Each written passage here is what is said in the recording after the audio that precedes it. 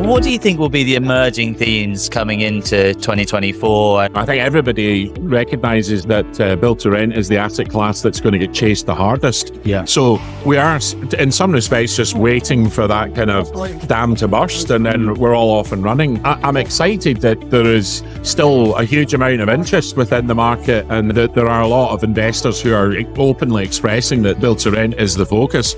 You ran a really interesting session earlier on the political landscape and how it's going to affect the investment market. What were your kind of key takeaways from that kind of very valuable 35 minutes? I think narrating in the right way what the impact is of rental growth on BTR residents. So there's been significant rental growth, which obviously, as the panel before touched on, it's politically inconvenient that it is clearly above the level of inflation in some locations. So narrating how inflation is actually impacting residents and how build to rent is here to act and supply. I think the other challenge is probably around some of the interventions the different local authorities are having, particularly around things like selective licensing and fiddling around the edges. It does have an impact, and I think we need to be engaging and conversing with the powers that be in each geography to make sure that we're influencing that policy rather than it influencing us. Why do you think the development of a code of practice is so important in the BTR sector? We're a really important subsector, and we've got massive potential for growth, and we can ameliorate lots of the problems that are associated with renting for people just through our business model. We're also accretive to housing supply.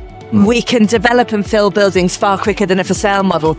So politically and economically, it's a very, very important sector.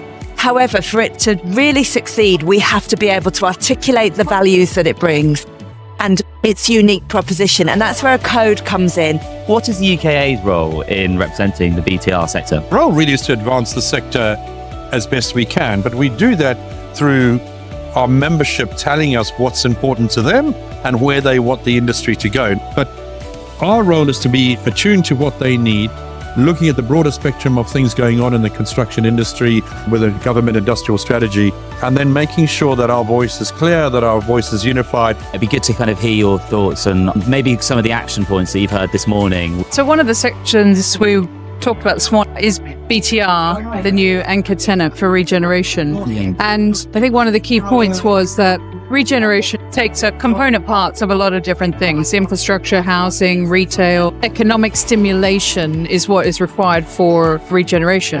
And BTR is one of the key levers to accelerate regeneration.